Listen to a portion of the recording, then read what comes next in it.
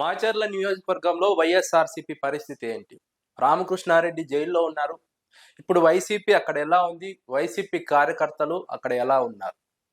2024 ఎన్నికల్లో తెలుగుదేశం పార్టీ అభ్యర్థిగా జూలకంటి బ్రహ్మానంద్ రెడ్డి గెలిచారు.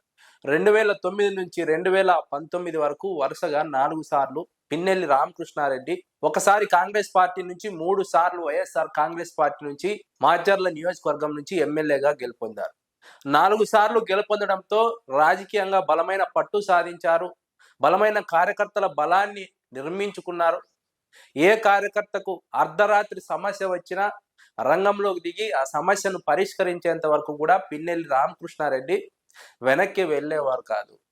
2024 ఎన్నికల్లో ఓటమి తర్వాత వరుసగా తెలుగుదేశం పార్టీ కార్యకర్తలపైన కేసులు నమోదు చేసింది. ఆయన పైన కేసులు నమోదు చేసింది. ఆయన సోదరుడు పిన్నెల్లి వెంకట్రామరెడ్డి పైన కేసులు నమోదు చేసింది.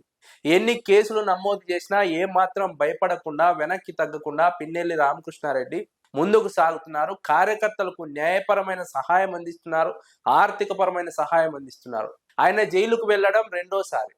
ఇప్పుడు ఆయన జైల్లోనే రిమాండ్ ఖైదీగా ఉన్నారు. తెలుగుదేశం పార్టీ అధికారంలోకి వచ్చిన తర్వాత ఆయన పైన అనేక అక్రమ కేసులు నమోదు చేసింది. అయినా కూడా రామకృష్ణారెడ్డి అదరడం లేదు, బెదరడం లేదు. జైలు నుంచే దిశానిర్దేశం చేస్తున్నారు. కార్యకర్తలకు అండగా నిలుస్తున్నారు. ఆయన కుటుంబ సభ్యులు పార్టీ కార్యక్రమాలను యథావిధిగా నిర్వహిస్తున్నారు. ఆయన లేని లోటు ఆయన కుటుంబ సభ్యులు మాచర్ల నియోజకవర్గంలో తీరుస్తున్నారు. మాచర్ల నియోజకవర్గంలో ప్రతి ఇంటికి కార్యకర్తకు అండగా నిలుస్తున్నారు పిన్నెల్లి రామకృష్ణారెడ్డి. ఆయన జైల్లో ఉన్నప్పటికీ కూడా కార్యకర్తలను మాత్రం వదులుకోవడం లేదు. వారి కష్టాల్లో వారికి అండగా నిలబడుతున్నారు.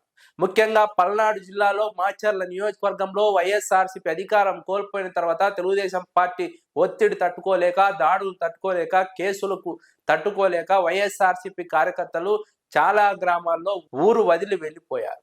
ఆ సమయంలో కార్యకర్తలకు అండగా నిలిచారు పిన్నెల్లి రామకృష్ణారెడ్డి. వారికి అన్ని రకాల బాగోగులు చూసుకున్నారు. ఆర్థికంగా సహకారం ఇచ్చారు. వారికి అన్ని రకాల సౌకర్యాలు కల్పించారు.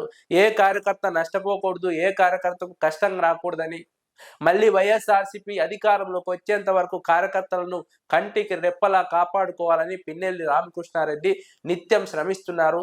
తనను జైల్లో పెట్టినా, తన సోదరుని జైల్లో పెట్టినా, కేసులు నమోదు చేసినా, అక్రమంగా ఇరికించినా సరే రామకృష్ణారెడ్డి ఏమాత్రం వెనక్కి తగ్గడం లేదు. అదే ఆయనకున్నటువంటి బలం. కార్యకర్తల ఆయన బలం, కార్యకర్తలకు పిన్నెల్లి రామకృష్ణారెడ్డే బలం. అధికారంలో ఉన్న సమయంలో మాచర్ల నియోజకవర్గంలో అనేక అభివృద్ధి కార్యక్రమాలు చేపట్టారు.